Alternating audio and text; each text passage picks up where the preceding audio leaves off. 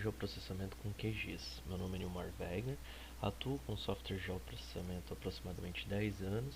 Minhas formações são referentes à atuação com geoprocessamento.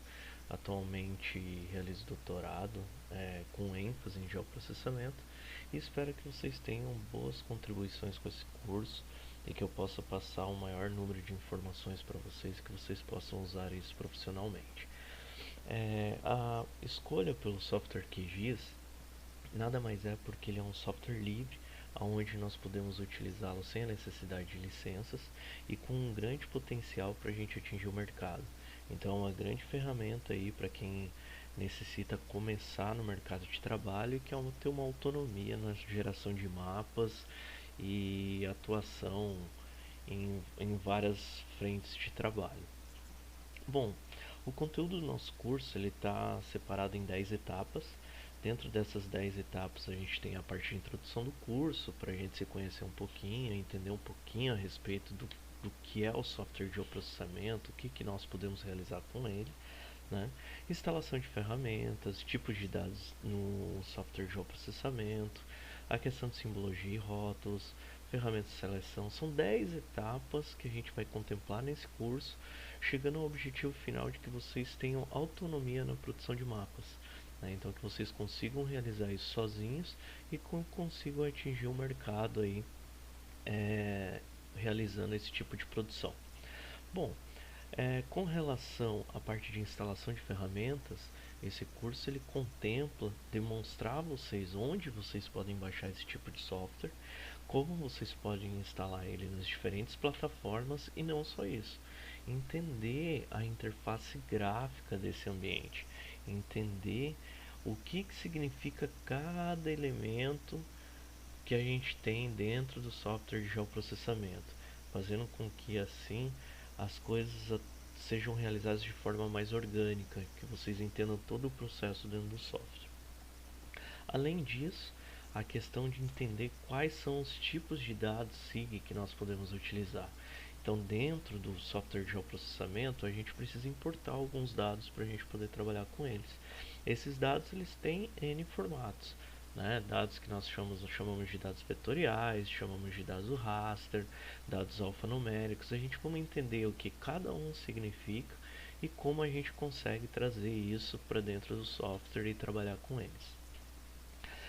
Também temos a questão de simbologias e rótulos, né? As simbologias e rótulos é como a gente vai representar nosso dado geográfico, quais as informações que nós queremos extrair desses dados, né? Então, aqui um exemplo simples, eu tenho um, um, uma feição geográfica aqui de municípios do estado do Paraná, onde ela tem uma simbologia simples aplicada, onde não me representa muita coisa, mas já nessa segunda imagem aqui, eu tenho uma simbologia graduada aplicada nisso, representando o tamanho desses municípios em quilômetros quadrados. Então eu consigo identificar os municípios aqui que tem uma área maior a partir do mapa temático, o mapa coroplético que a gente chama. E além disso, a gente tem a questão dos rótulos. Esses rótulos são os nomes que a gente atribui a cada feição geográfica dentro dessa camada. Todos esses conceitos a gente vai aprender ao longo do curso e até as nomenclaturas aí de como a gente vai chamar cada coisa, né? Nós temos também a questão das ferramentas de seleção. Então existem situações onde eu preciso selecionar algumas feições, né, alguns elementos numa camada que eu tenho dentro do software SIG, para que eu consiga fazer uma análise disso e tentar identificar essas feições, quais são as características de cada uma delas, né? Esse é um tipo de função que eu utilizo para essa seleção de feições. Além disso, eu posso fazer essa seleção de forma espacial, né? Então eu posso ter, aqui a gente tem um exemplo das camadas de rios. Dentro dessas camadas de rios aqui eu tenho um rio que atravessa alguns estados, né?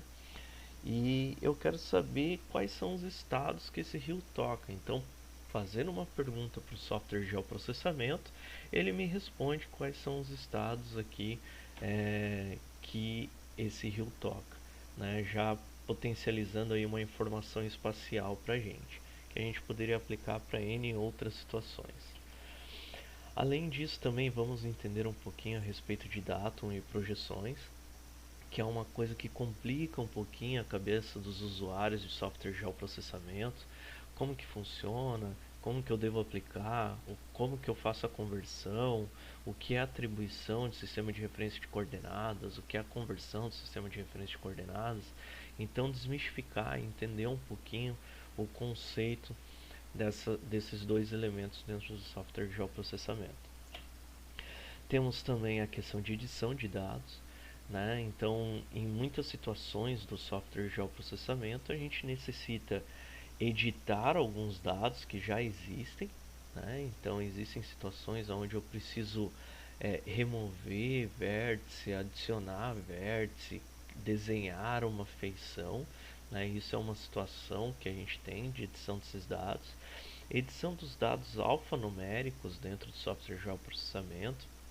Então, eu consigo vir numa tabela de atributos do meu dado e digitar essa informação ali, eu consigo editar isso, além de poder criar novos campos dentro de uma feição que eu tenho, dentro de uma camada, de forma que eu tenha outras informações sobre ela. Então, imagine uma camada de município e eu quero saber qual é a área desse município, qual é o perímetro desse município.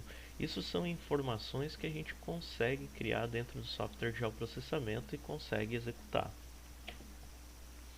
Além disso, vamos ver também nas nossas videoaulas as ferramentas de geoprocessamento. Então, esse é o core do software, né? O nome já diz software de geoprocessamento. Então, é a partir dessas ferramentas, a gente vai ter alguns exemplos práticos aí do que a gente consegue obter de informação dentro do software de geoprocessamento utilizando essas ferramentas. Então, a gente tem ferramenta de buffer ou área de influência, que alguns conhecem, intersecção, união, né, diferença simétrica, diferença.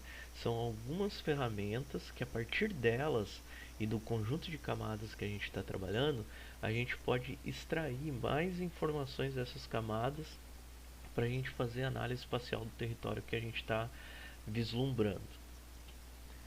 E finalmente, né, finalizando o nosso curso, os itens 9 e 10, que é a respeito do compositor de impressão e a criação de layout de impressão passo a passo. Né? Então, a ideia aqui é a gente demonstrar para vocês o que é o compositor de impressão do QGIS, para que ele serve, o que é essa produção de mapa dentro do QGIS, de forma que no final desse curso vocês consigam executar o mapa e consigam apresentar dados para as diversas áreas que vocês queiram atender. Tá? Então, basicamente, a estrutura do nosso curso ela vai seguir esses 10 tópicos. Né? Dentro desses 10 tópicos terão vários exercícios, terão explicações, no qual vocês poderão entender todo o processo de uso do software de geoprocessamento e entender as potencialidades do mesmo durante o nosso estudo. Agradeço a todos que estão participando desse curso e qualquer dúvida que tiverem podem entrar em contato, né, no ambiente virtual, para que assim a gente possa ir esclarecendo as dúvidas e vocês possam ter a maior produtividade com relação ao curso. Até logo!